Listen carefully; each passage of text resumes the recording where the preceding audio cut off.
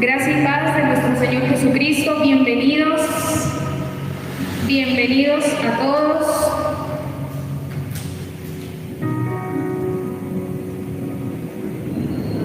Y hoy vamos a ver la sexta iglesia de esta serie que traemos de las 7 cartas que el Señor envió a las 7 iglesias de Asia. Y hoy vamos a Apocalipsis capítulo 2 del versículo 8 al versículo 11, y hoy vamos a estar compartiendo de la iglesia de Esmirna. Si ustedes de pronto no tienen Biblia en su casa, acérquense a nosotros les podemos obsequiar una Biblia. ¿Quiénes tienen Biblia en su casa? ¿Quiénes no tienen Biblia en su casa?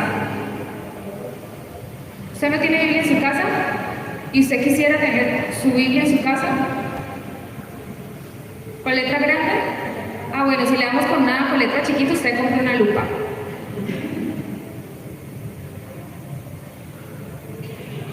Vamos a Apocalipsis capítulo 2, versículo del 8 al 11, y hoy vamos a estar compartiendo de la iglesia de Esmirna.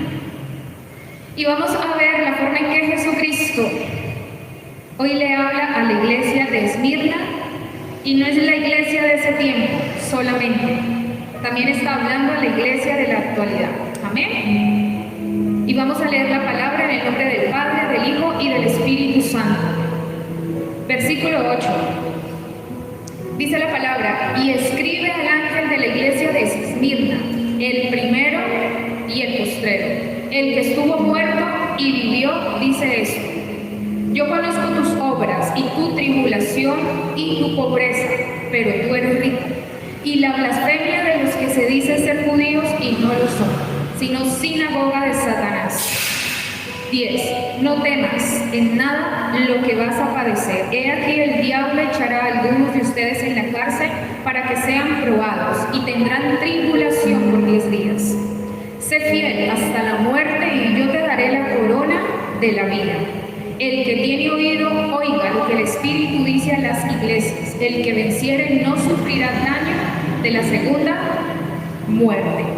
Y en la misma dinámica que hemos venido trabajando estas cartas a las 7 iglesias, vamos a ver la forma en la que Jesucristo se presenta a la iglesia de Esmirna.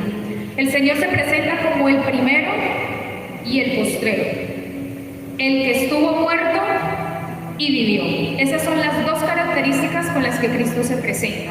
Y vamos a recordar lo que les decía desde el principio, y la forma en que Jesús se presenta a las iglesias es conforme a la imagen y la autoridad que Él viene a reflejar y a revelar a la iglesia, para que la iglesia sea preparada para la palabra que va a recibir de parte del Señor. ¿Qué quiere decir esto? Que Jesús primero se presenta en una naturaleza especial para acercar a la iglesia, para venir y cubrir a la iglesia en esa imagen que revela, para que cuando el Señor imparta la palabra que trae a esa iglesia, la iglesia esté totalmente cubierta. Y lo que esa palabra el Señor necesita hacer en medio de esa iglesia sea hecha. ¿Y qué significa el primero y el postrero? Significa que Él estuvo antes de todas las cosas, que fue el primero que estuvo antes de todas las cosas, pero también dice que es el postrero y nos está diciendo, Él es el que está al final de todas las cosas. Pero cuando dice yo soy el primero y yo soy el postrero, Él está diciendo, iglesia de Esmirna, lo que tú vives a partir de este momento, yo llegué primero y te voy a acompañar hasta cuando lo que tú vivas y lo que tú hagas, en lo que tú camines, hasta ese momento yo voy a estar contigo. ¿Qué nos quiere decir el Señor a nosotros? Que Él está antes de nosotros, está con nosotros y estará con nosotros todos los días de nuestra vida. Amén. El primero que vivió todas las cosas, no solamente el que estuvo antes, ni de primeras, sino el primero que vivió todas las cosas a las que el Señor ha llamado a su iglesia a vivir. ¿El primero en qué? Él fue el primero que obedeció, Él fue el primero que sufrió, Él fue el primero que murió, el primero que resucitó, el primero que obedeció hasta la muerte, el primero que se entregó, el primero y el primero. Para decirnos, yo no voy a permitirles a ustedes nada que yo no hubiese pasado.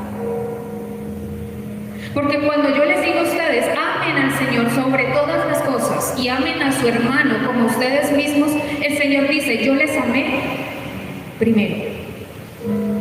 Porque cuando el Señor les dice, y ustedes también han de beber esta copa, ¿cuál copa? La copa del sufrimiento. Fue porque Él primero la bebió.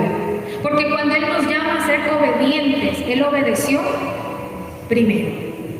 Porque cuando Él dice, los he llamado a resurrección, Él fue el primero que resucitó. ¿Qué le está diciendo el Señor a la iglesia de Esmirna? Le está diciendo, mira, yo te voy a traer a ti una palabra, pero ten en cuenta una cosa, yo me estoy presentando de esta manera para que tú sepas quién te está hablando. Y yo no te estoy diciendo, haz, sin yo haber hecho primero. Porque eso lo hacen los fariseos. Dice la palabra que ellos ponen una carga que ellos ni siquiera llevan. Pero el Señor primero llevó la cruz y luego nos dice, el que quiera venir en pos de mí, cargue su cruz, porque Él la cargó primero. De esa manera Jesucristo se está presentando a la iglesia de Esmirna y es lo que nos está trayendo a memoria esta noche. Así que a Esmirna le vienen grandes sufrimientos, pero el Señor le está diciendo, yo voy a estar en el principio de esos sufrimientos y voy a estar hasta el final de esos sufrimientos.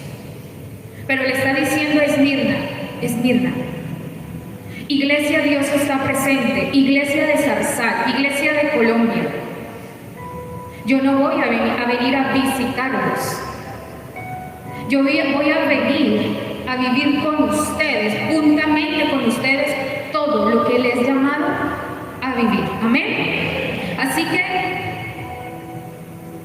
el Señor dice, yo soy el que estuvo muerto, ¿y qué? Y vivió. La segunda característica, yo soy el que estuvo muerto y vivió. Y cuando el Señor le dice esto a la iglesia de Esmirna, le está diciendo, yo tengo potestad sobre la muerte y sobre la vida. Porque yo entregué mi vida a muerte, pero yo volví, ¿qué? Y tomé esa vida. Nadie le quitó la vida, Él la entregó. Y por eso el Señor es claro cuando dice que el que pierda su vida a causa de Él, no la está perdiendo, la está ganando verdaderamente. Y lo que el Señor le está diciendo a Esmirna es, aférrate a esta naturaleza poderosa, gloriosa, porque lo que viene ahora sobre esta iglesia necesita tener claridad de quién está con ella. Amén. A la iglesia de Esmirna no se le da una palabra de exhortación ni una palabra de corrección como lo vimos en las 5 iglesias pasadas, que el Señor le decía, tengo contra ti, arrepiéntete, es que tienes allí, es que tú permites, es que esto. Aquí llamó a las otras iglesias a arrepentirse, pero a la iglesia de Esmirna no. A la iglesia de Esmirna no se le hace ninguna corrección. A esta iglesia, por el contrario, vamos a ver que se le resaltan 3 cosas importantes. 3 cosas importantes dentro de la iglesia que representan la condición en la que estaba la iglesia de Esmirna. Pero adicional a esto, le hace las 4 advertencias que lo acabamos de leer. El Señor le exalta 3 cosas y prepara a la iglesia para otras 4. ¿Vamos? Ahí vamos. ¿Cuáles son esas 3 cosas que el Señor les habla a la iglesia de Esmirna? El Señor le dice allí en el versículo 9, yo conozco tus obras como se lo ha dicho a todas las otras iglesias. Y le dice, yo conozco tu tribulación.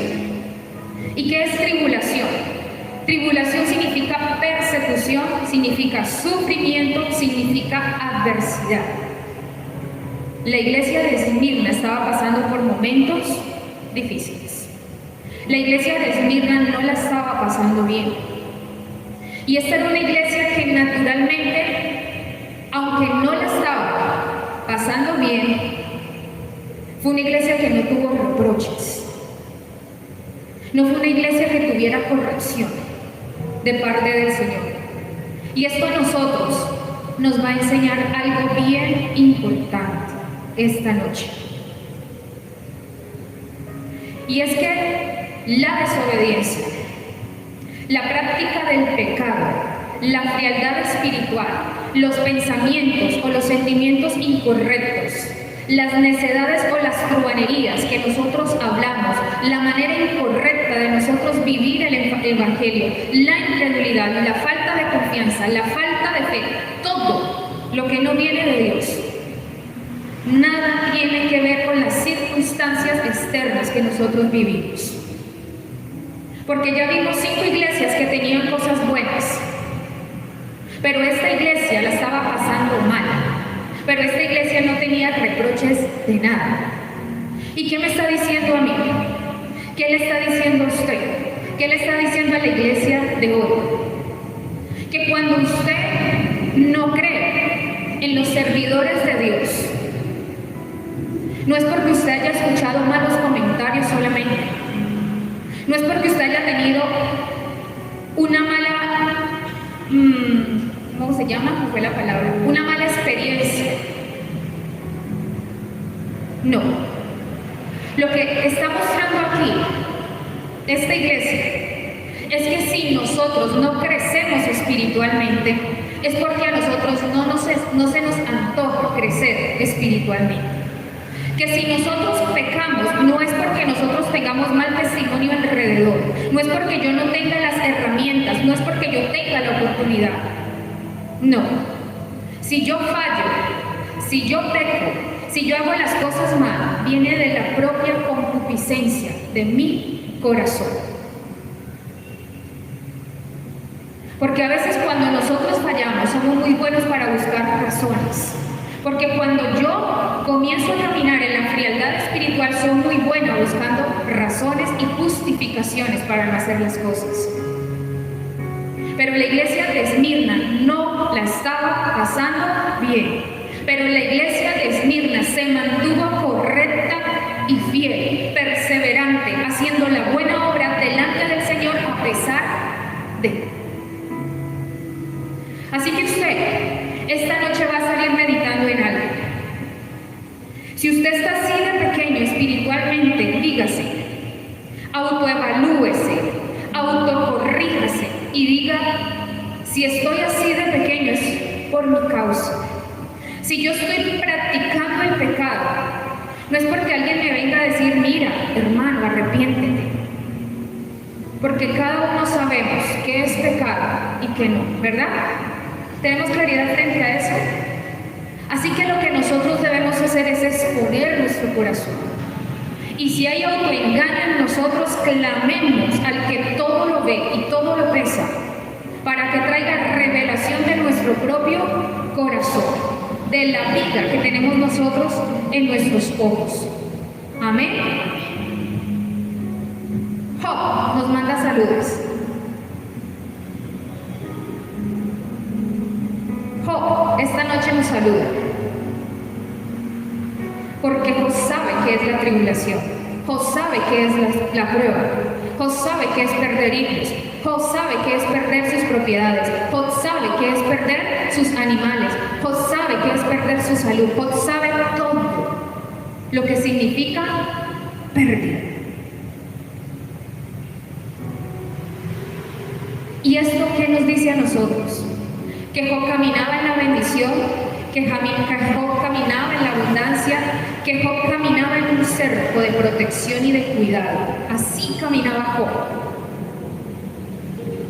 Y lo vemos en el capítulo 1 del libro de Job. Pero pasaba algo con Job. Y es lo que el Señor viene a decirnos esta noche. Porque a veces pensamos que el cristianismo es como un algodón de azúcar. Job caminó en la bendición y Job caminó en todo lo bueno.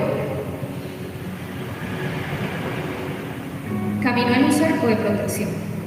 Por eso en Job capítulo 1, versículos del 8 al 10, Satanás fue sobre la tierra y comenzó a recorrer la tierra, y cuando llegó a la presencia de Dios, le dijo Jehová a Satanás: ¿no has contemplado a mi siervo Job? Que no hay otro como él en la tierra. Y dice: varón perfecto y recto, temeroso de Dios y apartado del mal. ¿Y qué le responde Satanás? El enemigo le dice: ¿acaso teme Job a Dios de balde? Y el versículo 10 dice: ¿no le has acercado alrededor a él y a su casa y a todo lo que tiene? Al trabajo de sus manos has dado bendición, por tanto sus bienes han aumentado sobre la tierra. Aquí nos muestra el estado de Job, que sí caminaba en bendición, y adicional el Señor le había levantado un cerco alrededor de él. Y así queremos vivir los cristianos, que no en bendición, en cuidado, en un cerquito, que yo me mueva para acá y el Señor me tenga allí, que yo me mueva para acá y el Señor me tenga aquí, que yo invierta y se me multiplique, que mi negocio sea el más próspero. ¿Quién no? Claro, eso es bueno, eso es sabroso, pero me dice la palabra que en esa circunstancia Job no conoció a Dios. Que en toda esa bendición y en ese cerquito que Dios le había levantado, Job no conoció a Dios. Pero llegó las circunstancias difíciles. Y lo vemos desde el capítulo de ahí en adelante. Y son 42 capítulos del libro de Job. Y pasó, y sufrió, y lloró. Y los enemigos y los amigos de nada ayudaron, ni la mujer menos, y no se la quitaron del lado, le quitaron los hijos, pero no a la mujer.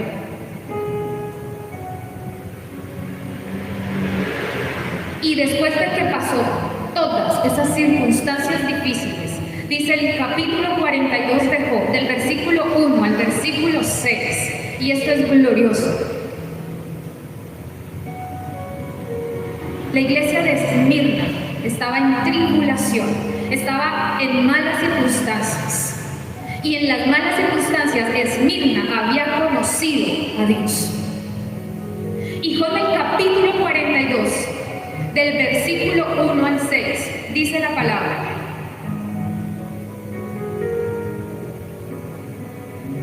respondió Job a Jehová y dijo: yo conozco. ¿Quién le dijo? Job a Dios.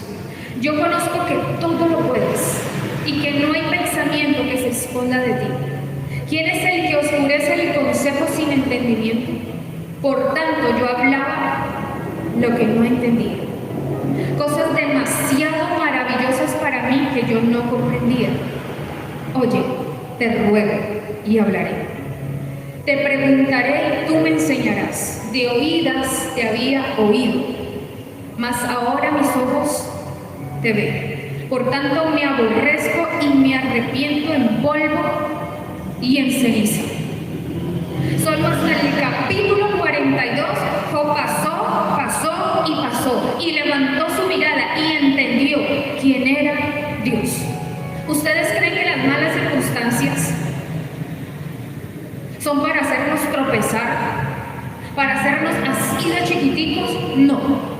Las malas circunstancias son para hacernos a nosotros más fuertes, y lo vamos a ver más adelante. Segundo,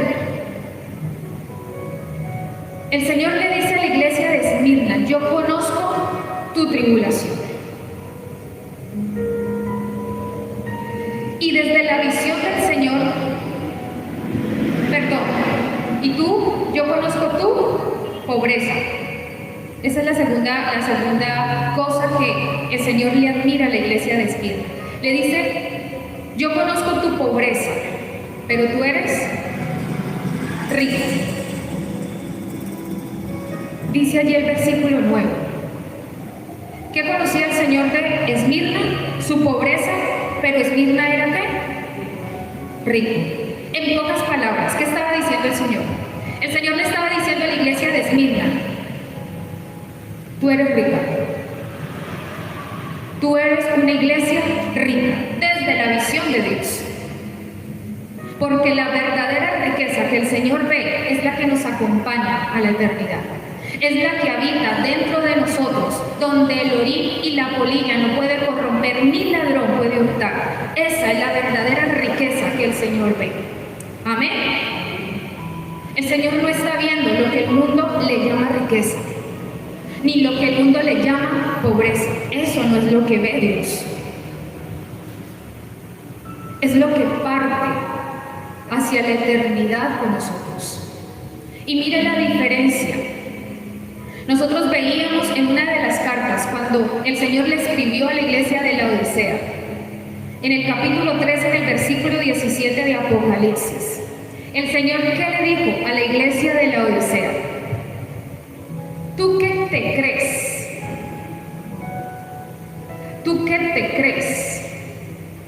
Porque la iglesia de Laodicea decía, yo soy rico y me he enriquecido y de nada tengo necesidad.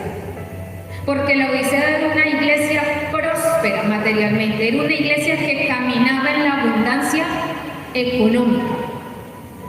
Y el Señor le está diciendo a la iglesia de Laodicea, tú dices que eres rico y que te has enriquecido y que de nada tienes necesidad. ¿Y sabe qué le dice el Señor? Pero tú eres verdaderamente una desventurada. Tú eres una miserable, tú eres una pobre, tú eres una ciega, tú estás desnuda. Porque el Señor estaba mirando la condición espiritual de la iglesia de Laodicea.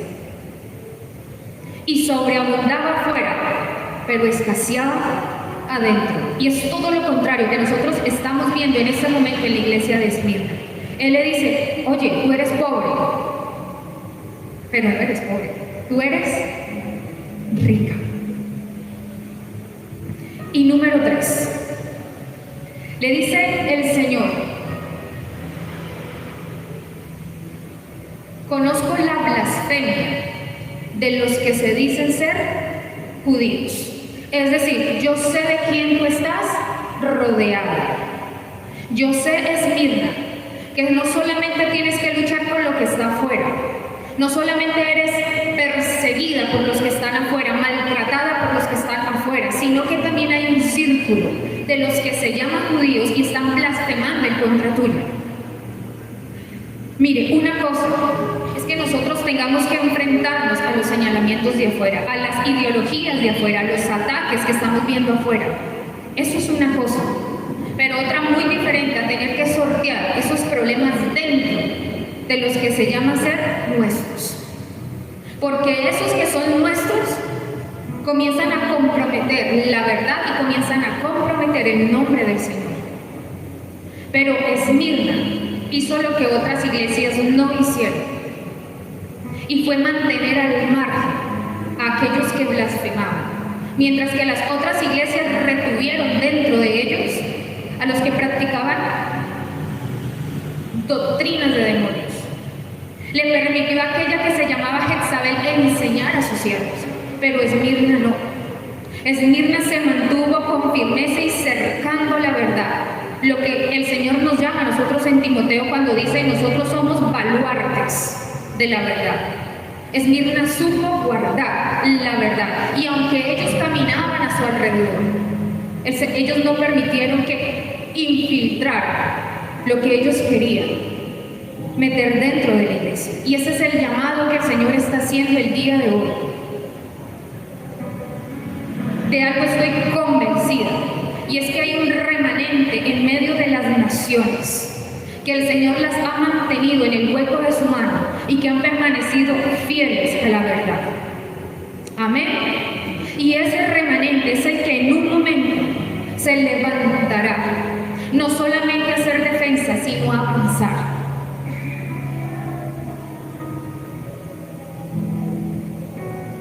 Estas son las tres características que el Señor reconoce en medio de la iglesia de Esmirna. Pero el Señor viene con 4 advertencias que las vemos a partir del versículo 10, o las vemos en el versículo 10. Apocalipsis 2:10.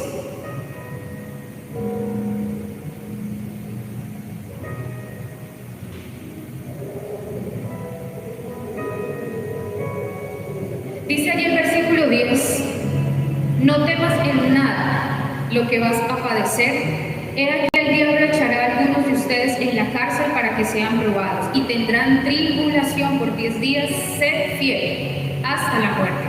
Y nosotros tal vez no estemos familiarizados con este tipo de advertencias. Nosotros no estamos familiarizados con la persecución. Nosotros no estamos tan familiarizados con ver a un mundo que nos azota, que nos persigue, que nos maltrata. No estamos familiarizados con eso, porque nosotros aquí caminamos en plena libertad del Evangelio. Pero Esmirna no. Y hay naciones donde la iglesia no camina así. Así que esto nosotros tal vez no lo veamos a corto plazo. A decir, no, esto por ahí dentro de un añito, 2 añitos se está poniendo peor. No es algo que nosotros vivamos en la actualidad, pero sí es algo, iglesia, en lo que nosotros debemos comenzar a meditar para prepararnos. Y no solamente prepararnos nosotros, sino aprender a preparar a otros, que tal vez nosotros también no vivamos eso, tal vez, como tal vez sí. Pero va a haber una generación dentro de la iglesia que sí le va a tocar esos tiempos difíciles. Y nosotros nos tenemos que preparar para los tiempos difíciles, los vivamos o no. Pero para preparar una generación que se debe levantar en esa fortaleza. Amén. La primera, no temas en nada lo que vas a padecer. Pero es que ya venía padeciendo. No, Esmirna, ¿cómo así? Te digo, has sufrido tribulación y lo conozco. Eres rica, hay blasfemia, y la advertencia que le hace el Señor: prepárate. Prepárate para padecer. Cualquiera diría más. El Señor le estaba advirtiendo a ellos: hay otro trazo de camino, hay otro trayecto de camino que tienen que recorrer en padecimiento. El padecimiento no ha terminado, Esmirna. Y hoy se los estoy advirtiendo, Esmirna, que les queda un trayecto de padecimiento. Pero adicional a esto, el Señor le está diciendo: no temas. Tal vez ellos se habían sostenido en esa tribulación y en ese sufrimiento porque ellos no temían. Ahora, ¿qué vendrá? Que el Señor le dice: no temas. Y eso lo que nos está indicando es que viene un mayor padecimiento para la iglesia de Esmirna. Iglesia, Dios está presente. Vienen tiempos más difíciles. Vienen tiempos más difíciles. Y el Señor está diciéndonos: no teman. Y hay algo más en lo que nosotros debemos reflexionar en esta primera advertencia. Y esto me parece tan bonito de parte de Dios. Y es que el Dios de Abraham, de Jacob, de Isaac, el Dios de Jesucristo, el Dios de la iglesia primitiva, el Dios de Esmirna, su Dios, mi Dios, Vamos a reflexionar en eso. No evita las circunstancias difíciles para sus hijos. Dios no nos va a evitar el dolor ni el sufrimiento. No lo va a hacer. Si nosotros pensamos que estamos refugiados en el Señor y que vamos a ser intocables, yo le digo, quítese hoy ese chaleco y póngalo a su lado. Porque el Dios que nosotros tenemos no nos va a evitar el sufrimiento. Pero sí sabe lo que va a hacer nuestro Dios. Nos va a acompañar, nos va a guiar, nos va a dar las fuerzas, nos va a dar la sabiduría, nos va a dar el entendimiento, nos va a acompañar. Eso sí va a ser nuestro Dios. Eso es lo que promete nuestro Dios. Amén. Él va a estar en medio de nosotros cuando vengan los tiempos difíciles. Y Él nos invita a nosotros, no temamos. Porque en medio de esas circunstancias difíciles, Dios va a comenzar a hacer lo que antes nosotros no conocíamos ni habíamos visto. Job vuelve a saludarnos. ¿Cuándo conoció Job a Dios? Cuando en el trayecto de su vida más difícil, Dios siempre estuvo allí. Aunque él se levantó y el Señor le dijo, háblame. Y el Señor le desplegó su poder y su magnificencia. Pero Dios estuvo allí. Pero no evita el sufrimiento. No tema, iglesia. No teman esposas, no teman esposos, no teman madres y padres, no teman. No teman. Porque en medio de esas circunstancias difíciles, tal vez vamos a sufrir pérdidas. Y pérdidas, por así llamarlo. Porque sucede algo. Cuando nosotros comenzamos a caminar con el Señor, nosotros debemos tomar nuestra vida y negarnos. Y depositar nuestra vida en las manos del Señor, no solamente lo que somos, sino también lo que tenemos. Cuando nosotros hacemos ese ejercicio de obediencia, de usted decir, Señor, yo te entrego todo, y te entrego todo lo que tengo, y te entrego mi esposo, mi esposa, mis hijos, yo te entrego todo. Cuando vengan las circunstancias difíciles, ¿usted qué va a perder? ¿Usted qué va a perder? Si usted ya todo lo entregó. ¿Ahí hay pérdida? No. Ustedes recuerdan en Juan capítulo 17 cuando el Señor empieza a orar por los que Él le entregó, dijo, yo no he dejado perder ni uno solo, solamente el que nació para perdición. Porque todo lo que es depositado en las manos del Señor, todo lo que el Padre le entrega en las manos a Jesucristo, nada se va a perder. Así que en esas circunstancias difíciles, iglesia, no teman. Si usted va a perder a un hijo, si usted va a perder a sus padres, a su esposa, a su esposo, el Señor nos dice, no temamos. Porque el Señor sobre todas las cosas tiene dominio y soberanía. Amén. Y estas advertencias que el Señor le está haciendo, esta primera, va en total oposición a las ideologías que vive el mundo y las ideologías que quiere venir y traer el mundo. Por eso a esta generación se le llama generación de cristal.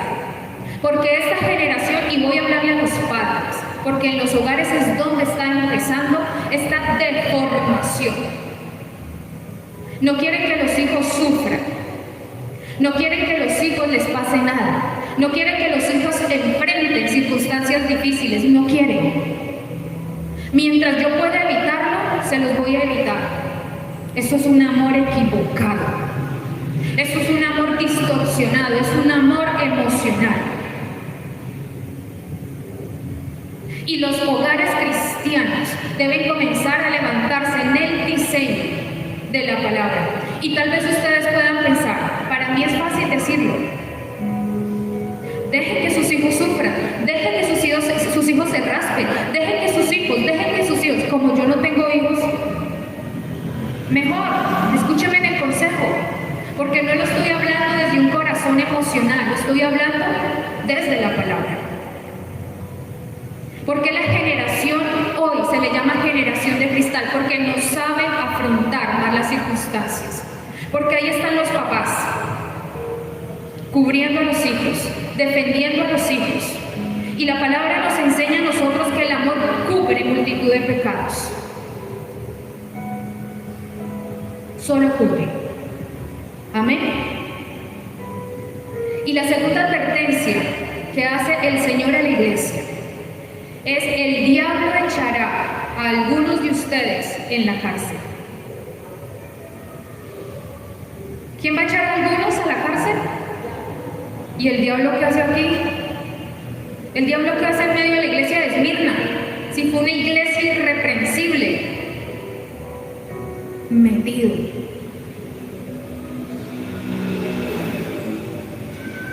Hoy vamos a derribar dos pensamientos, iglesia. Dos pensamientos vamos a derribar esta noche. El número uno: nosotros no somos intocables. El diablo sí nos puede tocar.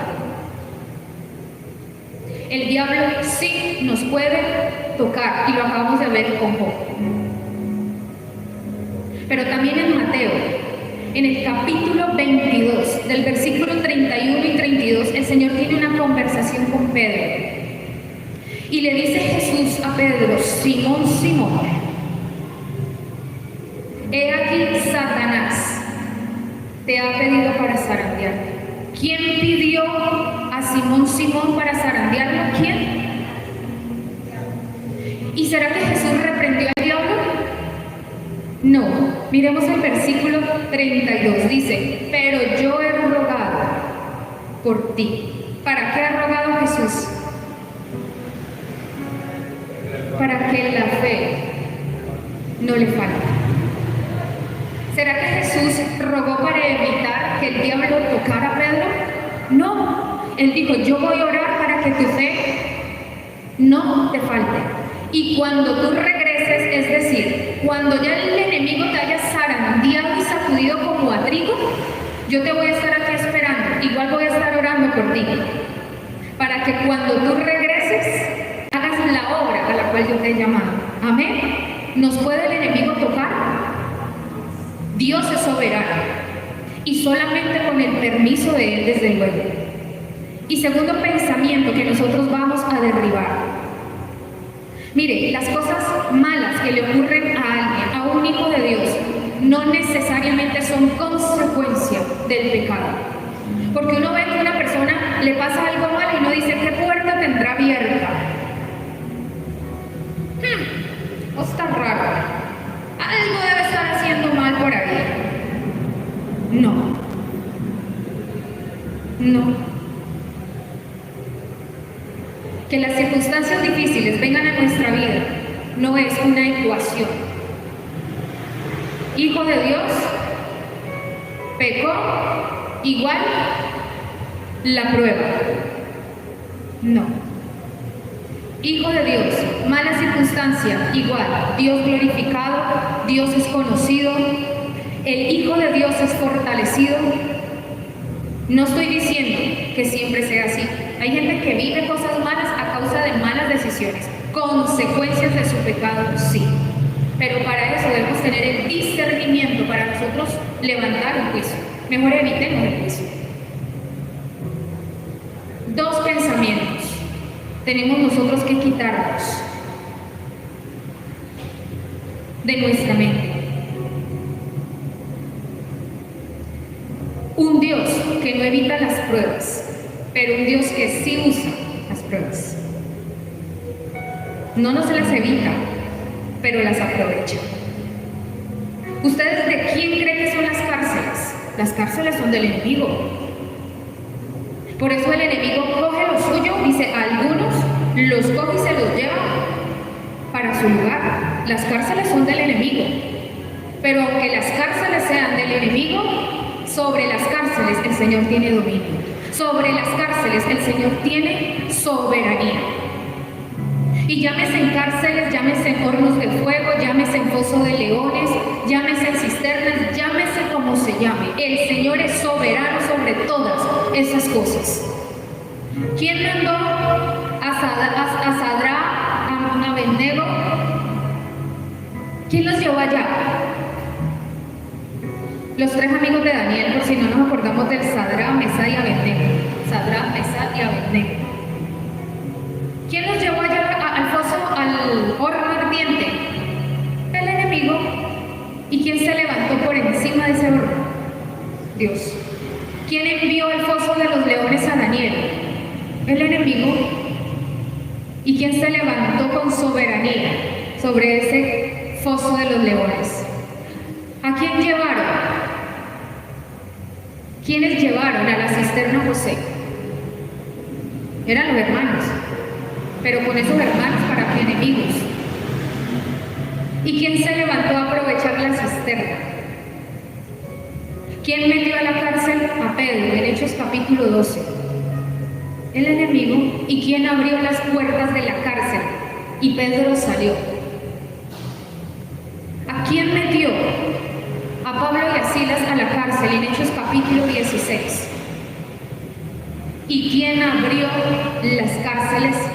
¿Quién hizo terremoto en medio de ese lugar? No temamos, porque por encima de toda circunstancia Dios tiene el control. Y Dios es soberano para decir: aquí empieza tu circunstancia, pero aquí termina. Amén. Aquí empieza, pero aquí termina. Y eso es solo disposición de Dios. Amén. 3. Tercera advertencia, dice: tendrán tribulaciones por 10 días. Y aquí ya empieza la iglesia de Esmirna un poquito a respirar, porque le dice por 10 días, y ella ya sabía que iba a padecer, y iba a subir, iba a seguir viviendo tribulación, pero le estaba diciendo por 10 días. Y 10 días hace referencia en que se iba a hacer por un corto tiempo. Así que el Señor le estaba diciendo: ustedes van a vivir todo eso, pero yo tengo la fecha final, porque el Señor conoce hasta dónde podemos resistir la prueba y no va a permitirnos una prueba mayor de lo que nosotros podamos soportar. Amén. 4. Dice: sé fiel hasta la muerte. Esto ya es liga mayor, y eso no necesita explicación. Seamos fieles hasta la muerte, pero eso ya son niveles que nosotros desconocemos. Yo aquí les puedo decir emocionada: resistamos, no importa lo que venga. Yo ya he contado esta anécdota una vez que mi esposo estaba predicando en una vigilia, que no había que temer, y yo por dentro: sí, Señor, sí, me importa. Así, con un arma en la cabeza, le digan a uno: niega a Cristo, y no diga: no, no importa. Y le metieron una patada a la puerta, y se me olvidó que yo había dicho, y esos tipos gritando y diciéndonos cosas, y pateé en la puerta, y yo dije: ay, hasta aquí me llegó la valentía. Una cosa es decir, una cosa es enseñar, otra cosa es recibir, otra cosa es vivir. Amén. Y voy terminando. Nosotros debemos salir de este lugar haciendo 2 cosas: meditando y reflexionando en 3 cosas. Este es el consejo que yo les doy partiendo de los versículos que hoy compartimos. 3 cosas nos vamos a ir meditando y reflexionando. La número 1 es: ¿cómo estamos viendo a Dios y el Evangelio? Número 2, nosotros cómo estamos viviendo a Dios y su Evangelio. Y número 3, nosotros cómo estamos testificando y predicando a Dios y su Evangelio. Y cuando les digo meditar y reflexionar, es en serio. No es aquí en estos 20 minutos que nos quedan. Yo les estoy diciendo, cuando mediten y reflexionen. Mañana, meditan y reflexionen. El lunes, el martes, el miércoles, hasta que ustedes tengan alientos de vida. Meditemos y reflexionemos en estas tres cosas. ¿Por qué? ¿Por qué debemos meditar en eso? Porque cuando nosotros meditamos en esas tres cosas, nosotros en pocas palabras nos estamos haciendo un autoexamen. Y en ese autoexamen nosotros nos vamos a dar cuenta si nosotros estamos bien, estamos regular o estamos mal. Aunque lo regular no debe estar en medio de la iglesia, porque los tibios son vomitados, dice la palabra, y un regular y un tibio es lo mismo. Esto me va a llevar a mí a conocer la condición como hijo de Dios que tengo a la fecha. ¿Por qué se los digo? Porque nosotros venimos de enseñanzas que recibimos algún día, y muchas de esas enseñanzas partieron del corazón de un hombre y no de la verdad. Y por eso en muchas cosas a nosotros nos ha costado levantarnos y entender. Y nosotros necesitamos saber cómo estamos concibiendo el reino de Dios y su justicia, cómo lo estamos viviendo y cómo se lo estamos transmitiendo a los que no conocen. Porque hay muchas cosas que los hombres desde su corazón plantaron en nosotros. Y eso hay que empezar a desarraigarlo a través del conocimiento de la palabra. Adicional, nosotros estamos en medio de una iglesia que se llama Iglesia de Restauración. Dios está presente. Y este tiempo que está viviendo la iglesia, a nivel no solo local, nacional, sino mundial, Dios está llamando a su iglesia a un tiempo de restauración de todas las cosas. Pero primero nosotros debemos conocer nuestra condición para que de la manera real y fiel a la palabra nosotros entremos a restaurar lo que en la iglesia se ha deformado y distorsionado. Hay que empezar por el altar, hay que empezar por el servicio a Dios, hay que empezar por la adoración que se le está dando a Dios, hay que empezar por el estilo de vida en el que nosotros vivimos. Perdóneme, iglesia, pero debemos tener una enseñanza. Adri la dio hace unos años,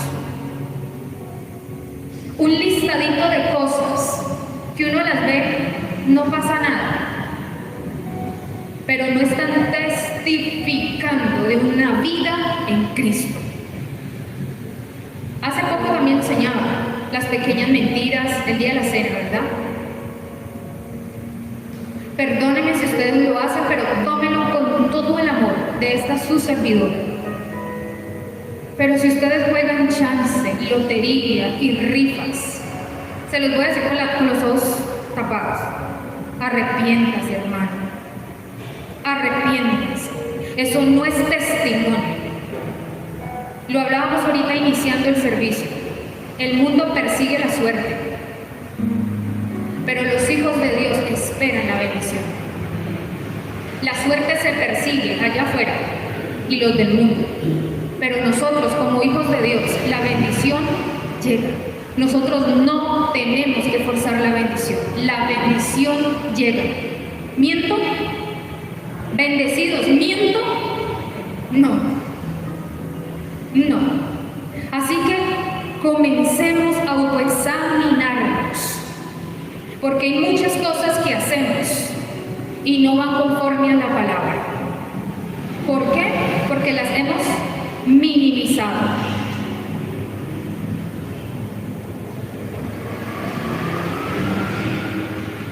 Cuando nosotros nos autoexaminamos en estas tres cosas, nosotros vamos a caer en cuenta que no es lógico. Miren, muchachos, no es lógico, hermanos, que nosotros veamos más iglesias cristianas, pero menos convertidos. Que nosotros veamos más gente que se llame cristiana y nosotros veamos más inmoralidad y pecado en el mundo. No es lógico. Y esta lógica, nosotros cómo la meditamos y la reflexionamos. No diciendo, no, es que la gente es más dura, la gente no quiere saber No, es que la gente le encanta el mal, la gente es feliz en el mal. Iglesia, no. La iglesia, Dios le habló a esta iglesia y sé que le está hablando a otras iglesias. Yo debo fructificar para multiplicar. Cuando yo doy fruto, yo voy a dar buen alimento. Y voy a tener buena semilla para sembrar. Siempre una semilla de esas naranjas toronja que hoy nosotros vemos en el mercado, eso no da fruto, porque es lo que llaman híbrido, no tienen vida en sí, eso es un fruto muerto. Y por el hecho de que usted la parta, sea jugosa, dulce y tenga semillas, no quiere decir que es un buen fruto. Es como una imitación. Así que no es lógico que el número de iglesias esté aumentando y los convertidos estén disminuyendo. No es lógico. Y todo ha partido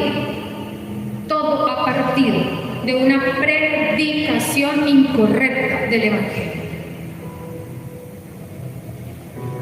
Yo ya lo había comentado en otras enseñanzas, pero en la iglesia llegó un momento en que se convirtió en un mercado de publicidad engañosa. Vaya a la iglesia y su problema se solucionará. Pacte con el Señor y usted será bendecido. Pacte por su milagro y recibirá su milagro. Eso es publicidad engañosa. Usted va afuera y le dice a alguien que está enfermo, no, vaya a la iglesia. Y usted va a la iglesia y usted va a ver cómo el Señor la sana, cómo le restaura su hogar, cómo convierte a su hijo y llega 1 mes, 2 meses, 3 meses, bueno, si aguanta el año y nada pasa. ¿Qué pasa con esa persona? Esa persona se frustra y esa persona va a decir, no que nosotros somos unos mentirosos, sino que Dios es mentiroso. Se ha predicado mal el Evangelio. El punto de partida de una buena predicación del Evangelio es arrepentimiento. Y el arrepentimiento no es solamente para los que están afuera. Me voy a atrever a decir que el arrepentimiento debe empezar desde la misma iglesia de Jesucristo. Arrepentirnos de la frialdad espiritual en la que estamos. Arrepentirnos de las cosas ocultas que están dentro de nuestro corazón y no le hemos permitido a Dios que alumbre su luz para que esa oscuridad se vaya. El arrepentimiento debe empezar por la iglesia del Señor. Y yo les hago un llamado, iglesia. ¿Dios nos ama? Sí. Todos sabemos que Dios nos ama. Hubo una enseñanza que Adriana nos dio y nos trajo unas indicaciones de cómo convencernos de ese amor de Dios. Pero el amor de Dios no va a salvar sin arrepentimiento. Mire, nosotros, es que yo sí digo, a veces somos ilógicos. El hecho de que nosotros llevemos a alguien a una oración de fe y le digamos, Señor, perdona mis pecados. ¿Cuáles pecados? ¿Cuáles?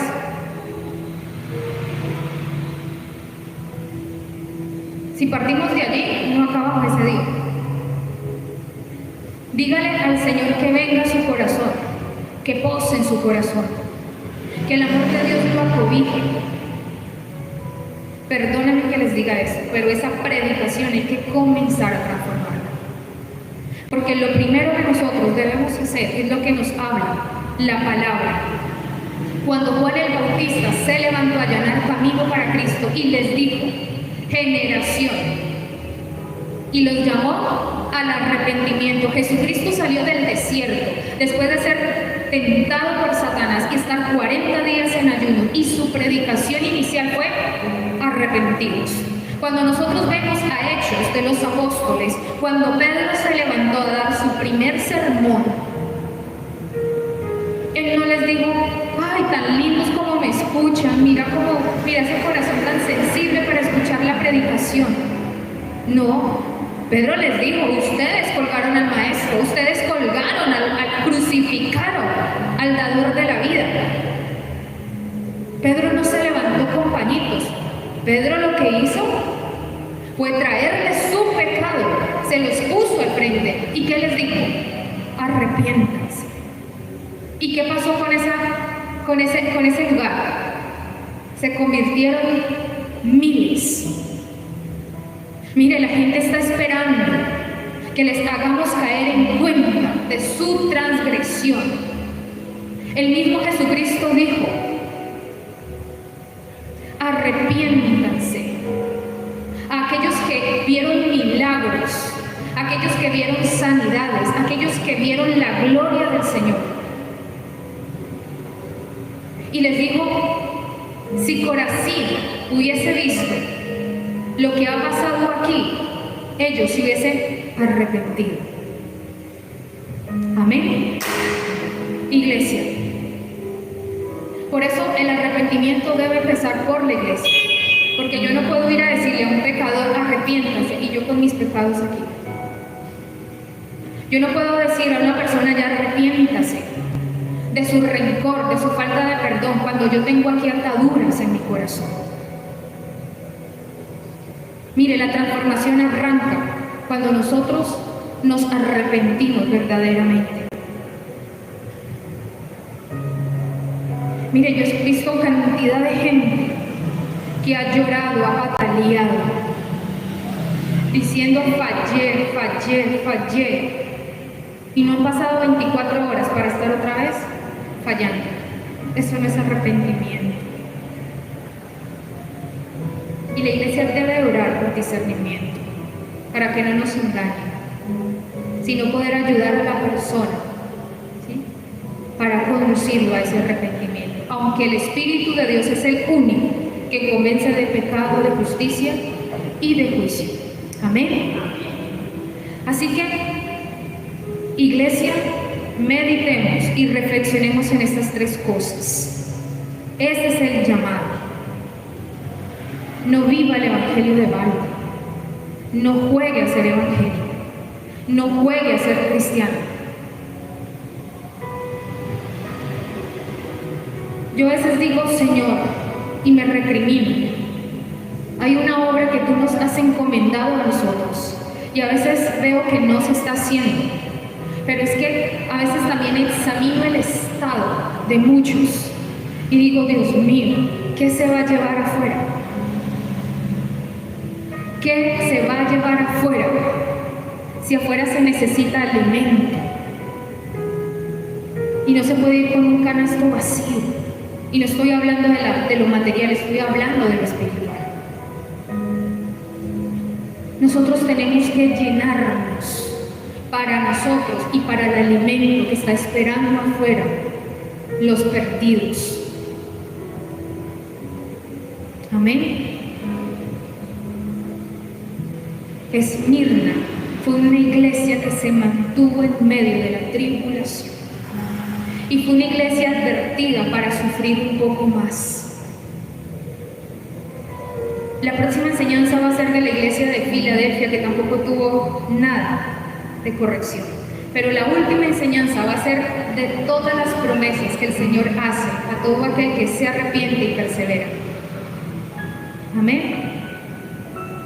Estas son palabras de exhortación, iglesia. Sí es una palabra de exhortación. Dios, sé que en su misericordia me ha dado una palabra de exhortación. No me miren con crueldad. No me tuerzan los ojos si de pronto les hablo una palabra de exhortación. Pero necesitamos esas palabras de exhortación en este tiempo. Amén. Es con todo el amor. Porque para esos tiempos difíciles hay que levantar una generación fuerte en la roca. Amén.